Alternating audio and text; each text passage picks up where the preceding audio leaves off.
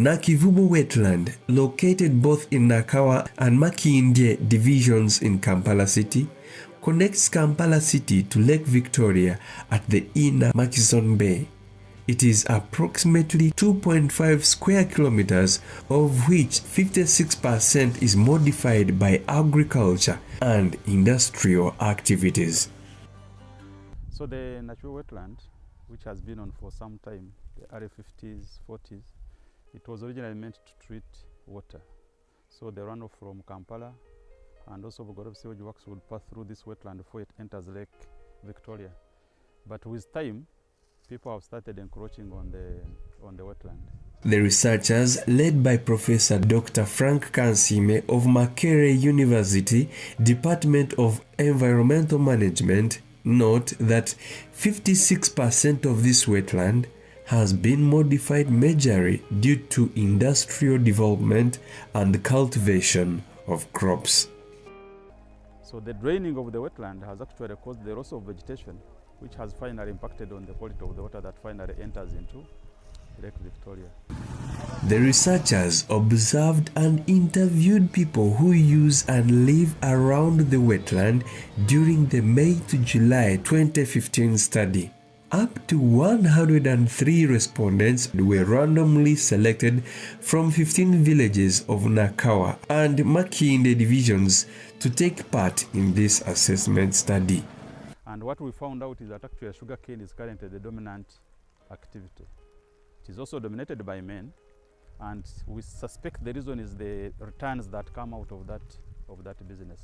Then the women are more towards yams and vegetables. And according to what they told us, actually they can support their families from that process. So it will be a bit difficult for government to get them out of the system. Nakivubo wetland is on public land. In Kanyogoga zone, up to 800 people depend directly or indirectly on this wetland.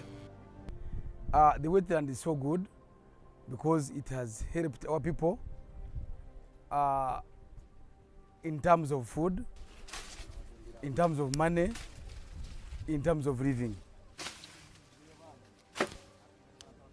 Jacinta Champeile, aged 45, began growing sugar canes 30 years ago on a small piece of land in Nakivubo wetland. Today, that piece of land is no longer part of the wetland.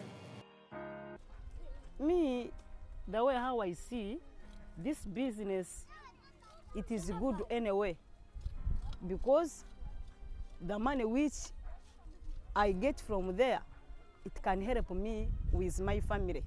But as these people continue earning livelihood from the wetland, a new study by researchers at Makerere University has found that this is occurring at the expense of the main ecosystem service that this wetland used to provide, wastewater treatment.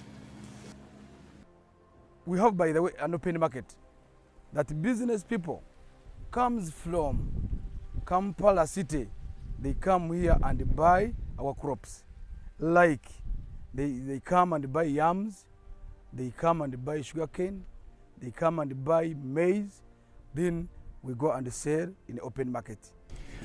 On average, the study concludes there are 206 farmers engaged in sugarcane growing in the 3 parishes around Nakivubo wetland, and each farmer gets a net income of about 27.1 million Ugandan shillings. That is about $7,900 US per year. When I buy sugarcane for 8,000, anyway, I will remain with for 1,000 because I got many their customers with this sugarcane. Per day, I can get 90. Yams are the most common grown food crops within this wetland. There are 67 yam growers around Nakivubo wetland, and per hectare, in a single harvest, 4,000 kilograms of yams are harvested.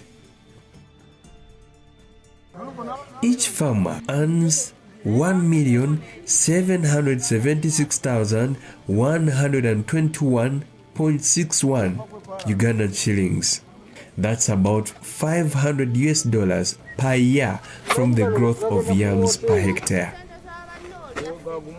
Kakati ffe tukuba omulanga ffe bwe tubanga gavumenti etulowoozeeko kusinziira ku nfuna yaffe n'abaana baffe kwe bayimiridde tukoze families tetulina weetulaga okujjako okugamba nti etujje wano ng'erina awantu waatujja n'agamba nti bwe muba tubajja wano tubateeke wano.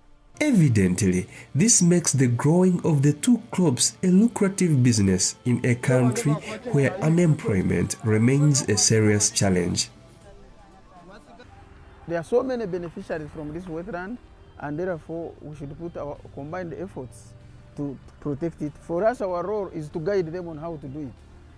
But we cannot do it on our own. We have to work with local communities, we have to work with the media. The media has also to help us in awareness, because people have to know the importance of this wetland. The study discovered that local communities carrying out activities in the Chivubo wetland are dominated by males at 59.2%.